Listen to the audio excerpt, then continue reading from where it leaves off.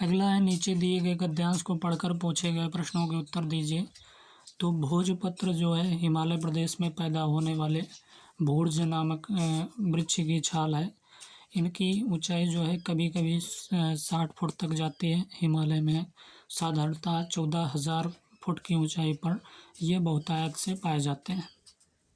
इनकी छाल जो है कागज़ की भांति होती है और इस छाल को लेखक लोग अपनी इच्छानुसार लंबाई चौड़ाई को काटकर उस पर स्याही से लिखते थे। अब तो यह केवल तंत्र मंत्र के काम ही आता है, पर किसी ज़माने में कश्मीर तथा हिमालय प्रदेशों में भोजपत्र पर ही पोथियाँ लिखी जाती थी। अधिकतर भोजपत्र की पुस्तकें कश्मीर से ही मिलती हैं। भोजपत्र की सबसे पुरानी पुस्तक खरोष्ठी लिपि में लिखा हुआ प्राकृत पालीवाल नहीं धम्मपद नामक प्रसिद्ध ग्रंथ है, जो संभवतः ईस्वी सन की 3री शताब्दी का है। सबसे पुरानी संस्कृत पुस्तक जो भोजपत्र पर लिखी मिली है वह संयुक्तागम स्तोत्र है। कौन सा है? वह संयुक्तागम स्तोत्र है। खरोष्ठी वाली पुस्तक का काल निश्चित रूप से नहीं कहा जा सकता, यह खोतान से प्राप्त हुई थी। अगला क्वेश्चन है कि 86 क्वेश्चन है कि भोजपत्र की अधिकतर पुस्तकें कहाँ से मिलती हैं? तो कश्मीर से मिलती हैं। भोजपत्र पर लिखी सबसे पुरानी पुस्तक संस्कृत पुस्तक कौन सी है? तो बी सही है, संयुक्तागम स्तोत्र है। गद्यांश के अनुसार सबसे पुरानी संस्कृत पुस्तक जो भोजपत्र पर लिखी मिली है वह संयुक्तागम स्तोत्र है। 88 क्वेश्चन है, भोजपत्र का संबंध किस क्षेत्र से है? हिमालय प्रदेश। तो हिमालय प्रदेश से है। गद्यांश अनुसार भोजपत्र का संबंध हिमालय प्रदेश से है। ये भोर्ज नामक पहाड़ी वृक्षों की छाल से प्राप्त होते हैं। 89 नंबर है कि भोजपत्र का नामकरण किस वृक्ष के आधार पर हुआ? तो डी से है, भोजपत्र का नामकरण भोर्ज नामक वृक्ष के आधार पर हुआ, जो पहाड़ों पर 14,000 फुट की ऊंचाई पर बहुतायत मात्रा में पाए जाते हैं। इन वृक्षों की ऊंचाई जो है 60 फुट तक होती थी। 90 नंबर है, प्राकृत ग्रंथ धम्मपद कहाँ से प्राप्त हुआ था? तो ये सही है, खोतान से। प्राकृत ग्रंथ धम्मपद खोतान से प्राप्त हुआ। यह पुस्तक जो है खरोष्ठी लिपि में लिखित है। 91 क्वेश्चन है कि नीचे दिए गए विकल्प में सही उत्तर चुनें। जब शिक्षकों को विषय सामग्री पाठ्यक्रम और का सुरक्षित ज्ञान हो तब कक्षा शिक्षण प्रभावी हो सकता है। तो शैक्षणिक सामग्री, जब शिक्षकों को डी सही है, शैक्षणिक सामग्री। जब शिक्षकों को विषय सामग्री पाठ्यक्रम और शैक्षणिक सामग्री का सुरक्षित ज्ञान हो तब कक्षा शिक्षण प्रभावी हो सकता है। अतः स्पष्ट है कि रिक्त स्थान की पूर्ति जो है शैक्षणिक सामग्री शब्द से पूरित की जाएगी। सही विकल्प चुनना है। जब पुरुष और महिलाएं समान अधिकारों का उपभोग करती हैं तो इसे क्या कहा जाता है? तो इसे लैंगिक समानता कहा जाता है। जब पुरुष और महिलाएं समान अधिकारों का उपभोग करती हैं तो इसे लैंगिक समानता कहा जा सकता है। 93 क्वेश्चन है कि सरसरी निगाह से देखना, स्किमिंग और क्रमवीक्षण स्कैनिंग के प्रकार हैं। तो पठन तकनीकी, सरसरी निगाह से देखना, स्किमिंग और क्रमवीक्षण स्कैनिंग पठन तकनीकी के क्या हैं? प्रकार हैं। अगला क्वेश्चन है कि रिक्त स्थान की पूर्ति के लिए उपयुक्त विकल्प चुनना है। चाकू या कागज जैसे सामान्य वस्तुओं के लिए जितना संभव हो उतना उपयोग सूचीबद्ध करना के लिए एक परीक्षण है। तो कौन सा सही है? तो इसमें डी सही है, रचनात्मकता। चाकू या कागज जैसी सामान्य वस्तुओं के लिए जितना संभव हो उतना उपयोग करना रचनात्मकता के लिए एक परीक्षण है। निम्नलिखित में से चुनें। शिक्षा प्रणाली और शिक्षक मान्यता के प्रबंधन के लिए उत्तरदायी बोर्ड हैं। तो डी सही है, NUEPA और NCERT। शिक्षा प्रणाली और शिक्षक मान्यता के प्रबंधन के लिए उत्तरदायी board NUEPA national university of education planning administrations और NCERT national council of research एवं ट्रेनिंग है। 96 क्वेश्चन है, खोजी गतिविधियों में छात्रों को सम्मिलित करना, उनमें निम्नलिखित में से कौन सा गुण विकसित करने की एक उपयुक्त कार्यनीति है? तो बी सही है, आत्मविश्वास है। खोली गतिविधियों में छात्रों को सम्मिलित करना, उनमें दिए विकल्पों में से आत्मविश्वास का गुण विकसित करने की उपयुक्त कार्यनीति है। निम्नलिखित विकल्पों में से कौन सा उदाहरण एक अनुशासन और एक विषय का है? तो डी है, मनोविज्ञान और अंग्रेजी। दिए गए विकल्पों में से मनोविज्ञान और अंग्रेजी उदाहरण एक अनुशासन और एक विषय का है। ज्ञान के मूल स्रोत कौन से हैं? तो सी सही है, अनुभूति और अनुभवजन्य ज्ञान। मूर्तिकला का उदाहरण क्या है? तो सी है, दृश्य कला। मूर्तिकला दृश्य कला का एक उदाहरण है। सूक्ष्म शिक्षण की सीमाओं में से एक यह है कि क्या है, कौशल पर बल दिया जाता है, न कि सामग्री पर। तो सूक्ष्म शिक्षण माइक्रो टीचिंग की सीमाओं में से एक यह है कि इसमें कौशल पर बल दिया जाता है, न कि सामग्री पर। अगला है दिल्ली अधीनस्थ सेवा चयन बोर्ड प्रशिक्षित स्नातक शिक्षक टीजीटी हिंदी मेल व्याख्या सहित हल प्रश्न पत्र। एग्जाम डेट 28/8/2018 शिफ्ट सेकंड का है। पहला क्वेश्चन है, रानी केत की कहानी के लेखक कौन थे? प्रेमचंद थे, इंसाल्लाह खां, शिव प्रसाद सिंह, देवकी नंदन खत्री। तो इंसाल्लाह खां बी सही है। रानी केत की कहानी के लेखक इंसाल्लाह खां हैं। इस कहानी को हिंदी का प्रथम गद्य रचना माना जाता है। यह उर्दू लिपि में लिखी गई थी और श्याम सुंदर दास इसे हिंदी की पहली कहानी मानते हैं। प्रेमचंद की बात करें तो कफन, नमक का दरोगा, शवा शेर गेहूँ और पूष की रात, सदगति, ठाकुर का कुआं, ईदगाह, ये सभी रचनाएं जो है प्रेमचंद की है। कफन, नमक का दरोगा, शवा शेर गेहूँ, पूष की रात, सदगति, ठाकुर का कुआं, ईदगाह, ये सभी रचनाएं जो हैं किसकी हैं? प्रेमचंद की हैं। कौन सा उपन्यास अज्ञेय का नहीं है? शेखर एक जीवनी, अजय की डायरी, अपने अपने अजनबी, नदी के द्वीप। तो अजय की डायरी जो है अज्ञेय की जो है उपन्यास नहीं है, बल्कि शेखर एक जीवनी, अपने अपने अजनबी और नदी के द्वीप, ये सभी रचनाएं जो हैं अज्ञेय की रचनाएं। अजय की डायरी डॉक्टर देवराज का उपन्यास है, जबकि शेखर और जीवनी, अपने अपने अजनबी और नदी के द्वीप अज्ञेय के उपन्यास। देवराज के अन्य उपन्यास की बात करें तो पथ की खोज है इनकी, बाहर भीतर, पथ की खोज, बाहर और भीतर, ये जो है उपन्यास किसके हैं? डॉक्टर देवराज की रचना है। सचेतन कहानी के पुरोधा कौन है? कमलेश्वर, गंगा प्रसाद बिमल, राजेंद्र यादव, महीप सिंह। तो सचेतन कहानी के पुरोधा कौन है? तो महीप सिंह है। सचेतन कहानी के पुरोधा महीप सिंह है। 1964 ईस्वी में आधार नामक पत्रिका का सचेतन कहानी विशेषांक प्रकाशित हुआ था, जिसे इस आंदोलन का आरंभ माना जाता है। जबकि कमलेश्वर क्या है? समांतर कहानी 1972, गंगा प्रसाद बिमल आ कहानी 1960 तथा राजेंद्र यादव नई कहानी 1956 के प्रवर्तक हैं। तो सचेतन कहानी की पुरोधा कौन है? महीप सिंह, 1964 ईस्वी। अगर बात करें तो कमलेश्वर जो है समांतर कहानी 1972 ईस्वी। गंगा प्रसाद बिमल की बात करें तो आ कहानी 1960 ईस्वी। राजेंद्र यादव की बात करें नई कहानी 1956 के प्रवर्तक हैं। और सचेतन कहानी के पुरोधा महीप सिंह है। चौथा क्वेश्चन है, उदंत मार्तंड नामक हिंदी पत्र किसने निकाला? राजा राम मोहन राय, राजा लक्ष्मण सिंह, पंडित जुगल किशोर। तो पंडित जुगल किशोर जो है हिंदी का प्रथम समाचार पत्र था, जिसका प्रकाशन 30 मई 1826 ईस्वी में कलकत्ता से एक साप्ताहिक पत्र के रूप में शुरू हुआ। इसके संपादक कौन थे? पंडित जुगल किशोर शुक्ल थे। जबकि राजा राम मोहन राय का बंगदूत है 1829 ईस्वी में साप्ताहिक कलकत्ता से, तथा राजा लक्ष्मण सिंह का प्रजा हितैषी 1855 में आगरा से प्रकाशित हुआ। पांचवा क्वेश्चन है, भारतेंदु द्वारा रचित मौलिक नाटक कौन सा है? विद्या सुंदर, भारत जननी, मुद्रा राक्षस, भारत दुर्दशा। तो भारतेंदु द्वारा रचित मौलिक नाटक कौन सा है? तो डी है, भारत दुर्दशा जो है भारतेंदु द्वारा रचित मौलिक नाटक है। भारत दुर्दशा 1880 ईस्वी भारतेंदु द्वारा रचित मौलिक नाटक। जबकि विद्या सुंदर, भारत जननी और मुद्रा राक्षस, ये किसकी है? मुद्रा राक्षस। इनकी अनुदित नाटक है। इनके अन्य मूल नाटक निम्न है: वैद्य की हिंसा न भवति, सत्य हरिश्चंद्र, विशस्य विषमौषधम, नील देवी, अंधेर नगरी, ये सभी रचनाएं जो है भारतेंदु की रचना है। आनंद कादम्बरी पत्र के संपादक कौन थे? भारतेंदु हरिश्चंद्र, बद्री नारायण चौधरी, प्रताप नारायण मिश्र, बालकृष्ण भट्ट। तो इसका सही जवाब भी है। क्या है सही जवाब? बद्री नारायण चौधरी हैं। आनंद कादम्बरी 1881 बद्री नारायण चौधरी प्रेमगन और मिर्जापुर से निकाली जाती थी। अगर कविवचन सुधा की बात करें 1868 ईस्वी, इसके संपादक भारतेंदु हैं बनारस से। और ब्राह्मण पत्रिका की बात करें 1883 तो प्रताप नारायण मिश्र कानपुर से।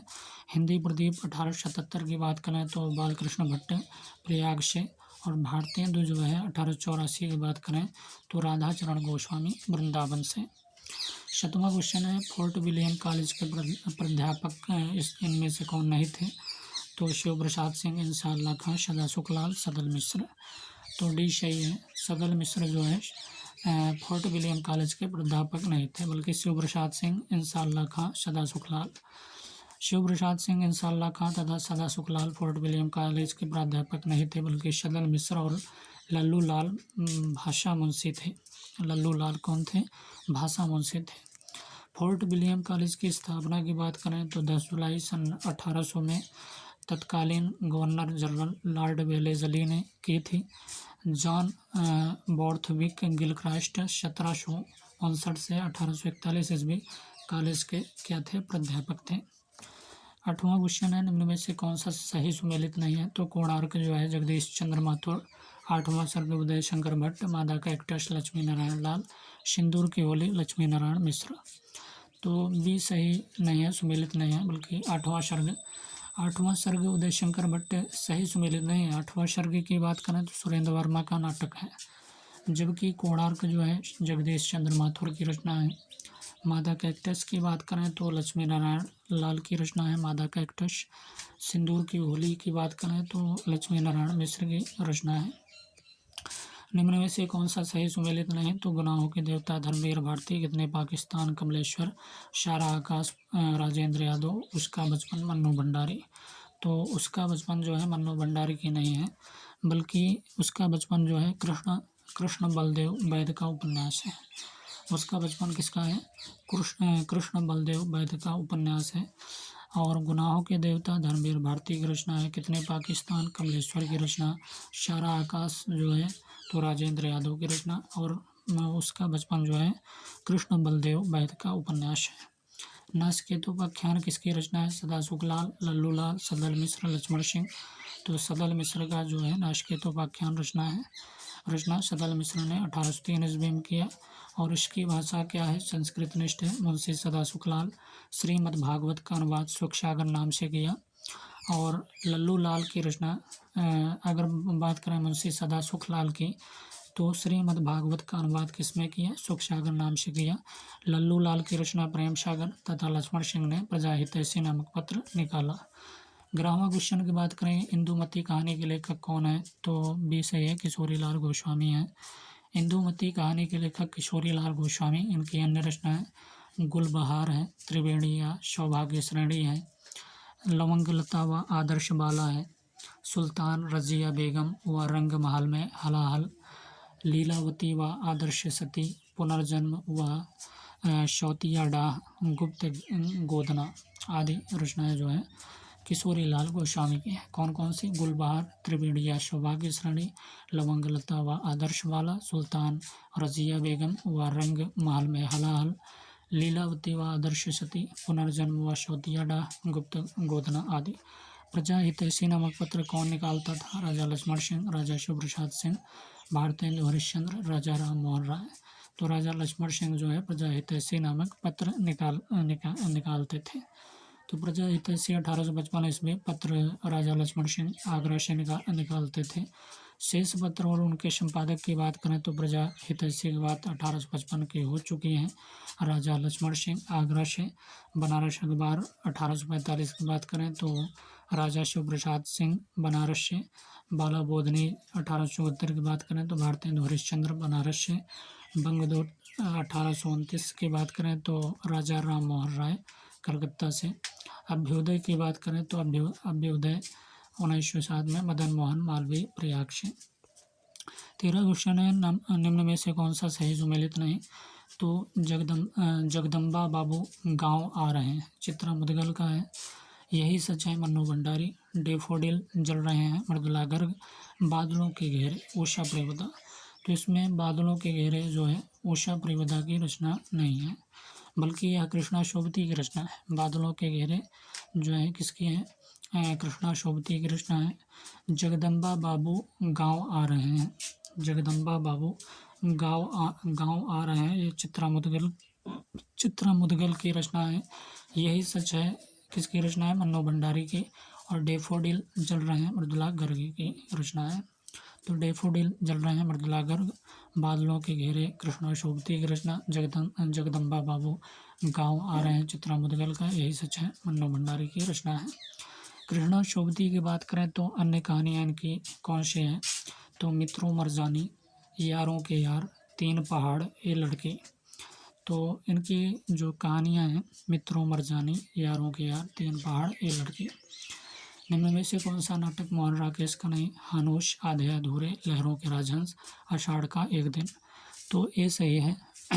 हानोश जो है मोहन राकेश का नाटक नहीं है, बल्कि यह किसकी रचना है? भीष्म साहनी का नाटक है। अन्य जो है आधे अधूरे, लहरों के राजहंस, आषाढ़ का एक दिन, ये सभी नाटक जो है मोहन राकेश की रचना है। भीष्म साहनी की नाटक की बात करें तो हानोश है, कबीरा खड़ा बाजार में, माधवी, मुआवजे और रंग दे बसंती चोला, आलमगीर। हानोश, कबीरा खड़ा बाजार में, माधवी, मुआवजे, रंग दे बसंती चोला और आलमगीर, ये सभी रचनाएं जो हैं किसकी हैं? भीष्म साहनी की। निम्न में से कौन सा प्रेमचंद का उपन्यास नहीं? गबन, निर्मला, सेवा सदन, देहाती दुनिया। तो डी है, देहाती दुनिया जो है प्रेमचंद का उपन्यास नहीं है, बल्कि ये शिव पूजन शाह का उपन्यास है, जो सन 1926 में प्रकाशित हुआ। जबकि प्रेमचंद गबन, निर्मला, सेवा सदन ये सभी प्रेमचंद की रचनाएं हैं। शिव पूजन सहाय की अन्य कृतियों की बात करें तो वे दिन, वे लोग, बिंब प्रतिबिंब, मेरा जीवन, स्मृति शेष, हिंदी भाषा और साहित्य। वे दिन, वे लोग, बिंब प्रतिबिंब, मेरा जीवन, स्मृति शेष, हिंदी भाषा और साहित्य आदि। परीक्षा गृह उपन्यास कब प्रकाशित हुआ? तो 1877, 1882, 1872, 1887। तो 1882 में परीक्षा गृह उपन्यास लाला श्रीनिवास दास की रचना है, और जो 1882 में प्रकाशित हुआ, यह हिंदी का प्रथम उपन्यास है। इनकी अन्य रचनाएं जो हैं, अगर बात करें लाला श्रीनिवास दास की, तो प्रहलाद चरित्र है, प्रहलाद चरित्र, तप्ता संवरण, रणधीर प्रेम मोहिनी तथा संयोगिता स्वयंवर, ये लाला श्रीनिवास दास की रचनाएं हैं।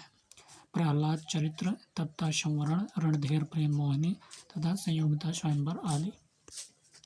निस्सहाय हिंदू उपन्यास के लेखक कौन है? जगमोहन सिंह, राधाकृष्ण दास, बालकृष्ण भट्ट, लाला श्रीनिवास दास। तो राधाकृष्ण दास जो है निस्सहाय हिंदू उपन्यास के लेखक हैं। निस्सहाय हिंदू राधाकृष्ण दास जी की रचना है, जो सन 1890 में प्रकाशित हुआ। जबकि ठाकुर जगमोहन सिंह का श्यामा स्वप्न 1888 में। तो बालकृष्ण भट्ट की बात करें तो नूतन ब्रह्मचारी 1886 इनकी रचना है। रहस्य कथा है 1869 तथा 100 अजान 1 सुजान 1892 ईस्वी में प्रकाशित हुआ बालकृष्ण भट्ट का। निस्सहाय हिंदू किसकी है?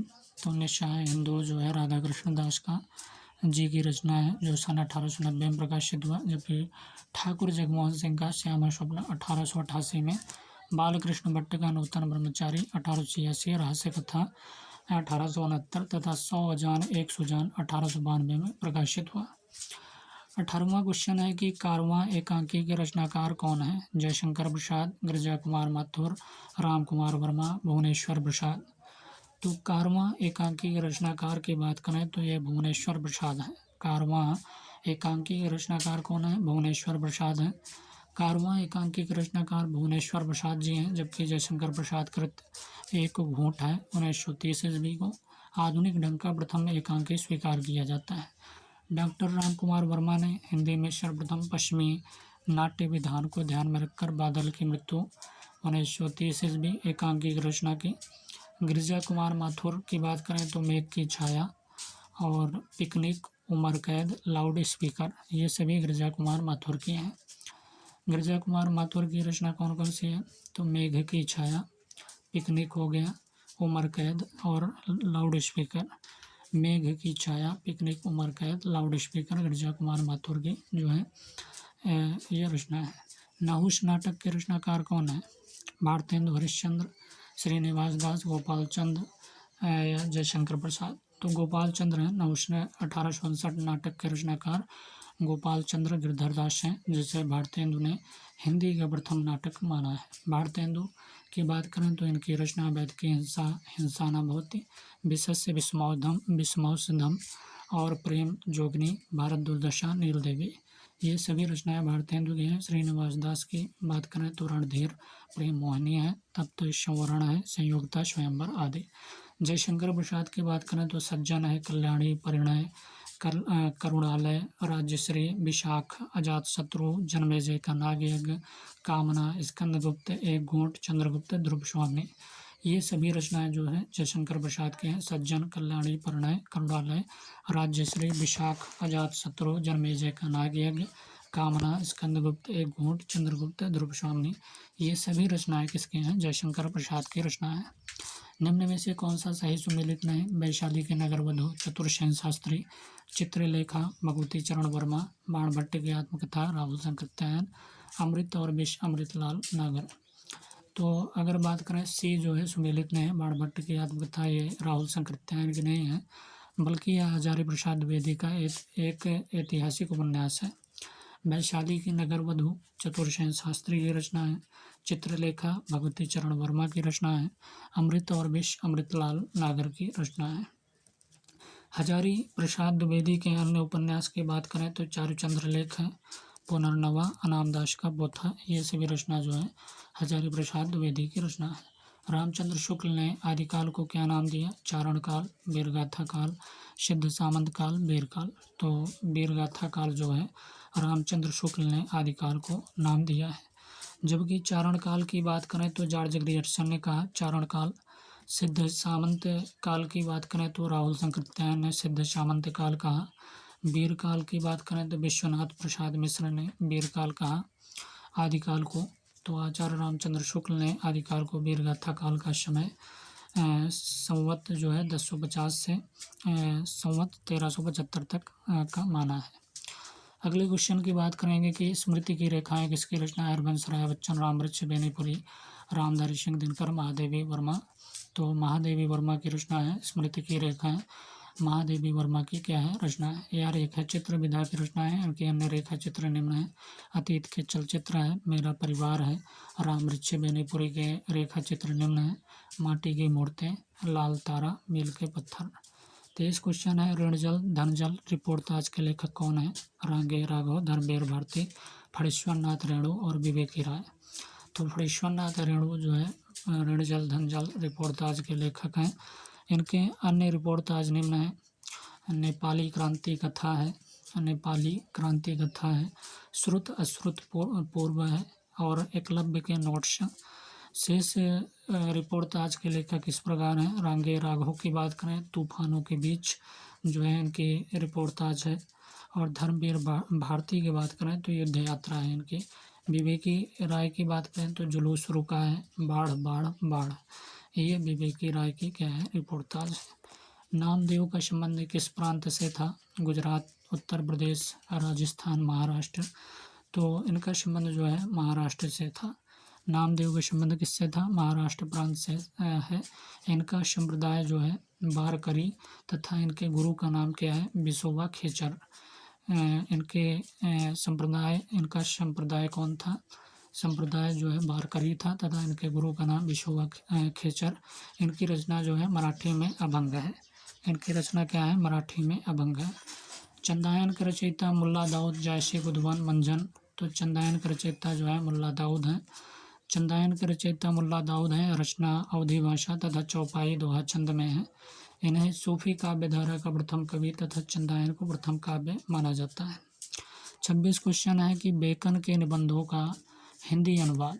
बेकन के निबंधों का हिंदी अनुवाद बेकन विचार रत्नावली नाम से किसने किया? बाल मुकुंद गुप्त, रामचंद्र शुक्ल, बालकृष्ण भट्ट, महावीर प्रसाद द्विवेदी। बेकन के निबंधों का हिंदी अनुवाद बेकन विचार रत्नावली नाम से किसने किया? तो महावीर प्रसाद द्विवेदी हैं। बेकन के निबंध का हिंदी अनुवाद बेकन विचार रत्नावली नाम से महावीर प्रसाद द्विवेदी ने किया। बाल मुकुंद गुप्त ने महावीर प्रसाद द्विवेदी के निबंध भाषा और व्याकरण से अनिस्थिरता शब्दों को लेकर उनकी आलोचना आत्माराम नाम से की। रामचंद्र शुक्ल का चिंतामणि भाग 1 प्रथमतः विचार विधि नाम से सन 1930 ईस्वी में प्रकाशित हुआ था। बालकृष्ण भट्ट के निबंध चंद्रोदय, संसार, महानाटकशाला। चंद्रोदय, संसार, महानाटकशाला, प्रेम के बाग का सैलानी, प्रेम के बाग का सैलानी, साहित्य जनसमूह के हृदय का विकास है, शब्द की आकर्षण शक्ति, आत्मनिर्भरता, मेला ठेला और बाल विवाह इत्यादि। ये सभी निबंध जो हैं बालकृष्ण भट्ट के हैं। चंद्रोदय, संसार, महानाटकशाला, प्रेम के बाग का सैलानी, साहित्य जनसमूह के हृदय का विकास है, शब्द की आकर्षण शक्ति, आत्मनिर्भरता, मेला ठेला, बाल विवाह इत्यादि। 27 क्वेश्चन है कि भाषा की पूर्ण शक्ति का विकास निबंधों में ही सबसे अधिक संभव होता है। यह कथन किसका है? भाषा की पूर्ण शक्ति जो है पूर्ण शक्ति का विकास जो है निबंधों में ही सबसे अधिक संभव होता है। यह कथन किसका है? महावीर प्रसाद द्विवेदी, नंद दुलारे वाजपेयी, रामचंद्र शुक्ला, हजारी प्रसाद द्विवेदी। तो सही जवाब सी है। सही जवाब सी है कि भाषा की पूर्ण शक्ति का विकास जो है निबंधों में ही सबसे अधिक संभव होता है। यह कथन जो है रामचंद्र शुक्ल का है। तो भाषा की पूर्ण शक्ति का विकास निबंधों में ही सबसे अधिक संभव होता है। यह कथन आचार्य रामचंद्र शुक्ल का है। महावीर प्रसाद द्विवेदी ने साहित्य को जो है ज्ञान राशि का संचित कोश माना। महावीर प्रसाद द्विवेदी क्या मानते हैं? महावीर प्रसाद द्विवेदी साहित्य को ज्ञान राशि का संचित कोश माना है। नंद दुलारे वाजपेयी के निबंध संग्रह की बात करें तो हिंदी साहित्य 20वीं शताब्दी 1942 ईस्वी, आधुनिक साहित्य जो है 1950 ईस्वी, नया साहित्य नए प्रश्न 1955 ईस्वी, नई कविता तो 1976 ईस्वी, रस सिद्धांत 1977 ईस्वी। ये सभी निबंध संग्रह जो है नंद दुलारे वाजपेयी के हैं। हिंदी साहित्य 20वीं शताब्दी, आधुनिक साहित्य नया साहित्य नए प्रश्न, नई कविता, रस सिद्धांत। हजारी प्रसाद द्विवेदी के निबंध की बात करें तो अशोक के फूल हैं, बसंत आ गया है, मेरी जन्मभूमि, एक कुत्ता और एक मैना, नया वर्ष, दिमाग खाली है, शिरीष का फूल। ये हजारी प्रसाद द्विवेदी के निबंध है। अशोक के फूल, बसंत आ गया है, मेरी जन्मभूमि और एक कुत्ता और एक मैना, नया वर्ष, दिमाग खाली है, शिरीष का फूल इत्यादि। 28 क्वेश्चन है कि दादू दयाल की रचनाओं का संपादन अंगवधू नाम से किसने किया? सुंदरदास, गुरु नानक, रैदास, रज्जब। तो दादू दयाल की रचनाओं का संपादन जो है अंगवधू नाम से रज्जब ने किया था। किसने किया था? रज्जब ने किया। सर्वप्रथम दादू की वाणियों के संपादन इनके दो शिष्य संत दास और जगन्नाथ दास के हरडे वाणी शीर्षक से किया था। सुंदरदास की रचनाएं अगर बात करें तो ज्ञान समुद्र है, सुंदर विलास, ये सुंदरदास की रचनाएं ज्ञान समुद्र और सुंदर विलास। गुरु नानक की रचनाएं जपुजी, आसदीबार, रहीरास और सोहिला गुरु ग्रंथ साहिब में संकलित है। निराला की साहित्य साधना के लेखक कौन है? बच्चन सिंह है, रामविलास शर्मा, मुक्तिबोध, नंद किशोर नवल। तो निराला की साहित्य साधना के रचनाकार रामविलास शर्मा है। कौन है? लेखक रामविलास शर्मा। इसके विधा जो है आलोचनात्मक जीवनी है। अन्य लेखक के उनके रचनाओं के विवरण है। बच्चन सिंह की बात करें तो बच्चन सिंह का आधुनिक हिंदी साहित्य का इतिहास, आधुनिक हिंदी साहित्य का इतिहास है। हिंदी साहित्य का दूसरा इतिहास भी उनकी जो है आलोचनात्मक कृति है। आधुनिक हिंदी साहित्य का इतिहास, हिंदी साहित्य का दूसरा इतिहास। मुक्तिबोध की बात करें तो कामायनी एक पुनर्विचार 1961 ईस्वी, नई कविता का आत्मसंघर्ष तथा अन्य निबंध 1964 ईस्वी, नए साहित्य का सौंदर्य शास्त्र भी मुक्तिबोध की रचना है 1971 ईस्वी। नंद किशोर नवल की बात करेंगे तो कविता की मुक्ति 1980 ईस्वी, हिंदी आलोचना का विकास 1981 ईस्वी, यथा प्रसंग 1992 ईस्वी, रचना का पक्ष जो है 2000 ईस्वी। ये नंद किशोर नवल की क्या है? आलोचनात्मक कृति है। कौन सी कविता की मुक्ति? 1980 ईस्वी, हिंदी आलोचना का विकास 1981 ईस्वी, यथा प्रसंग 1992, रचना का पक्ष 2000 ईस्वी। कौन सा सही सुमेलित नहीं है? ऐसा कौन सी रचना है जो सही सुमेलित नहीं है? मधुमालती, कुतुबन, चित्रावली उस्मान, हंस जवाहिर, कासिम शाह, इंद्रावती, नूर मोहम्मद। तो ये सुमेलित नहीं, मधुमालती जो है कुतुबन सही सुमेलित नहीं है। अगर मधुमालती की बात करें तो मंझन की रचना है और चित्रावली किसकी है? उस्मान की रचना। हंस जवाहिर कासिम शाह की रचना है और इंद्रावती नूर मोहम्मद की। तो मधुमालती किसकी है? मंझन की। चित्रावली उस्मान की। हंस जवाहिर किसकी रचना है? तो कासिम शाह की। इंद्रावती किसकी है? नूर मोहम्मद की रचना है इंद्रावती।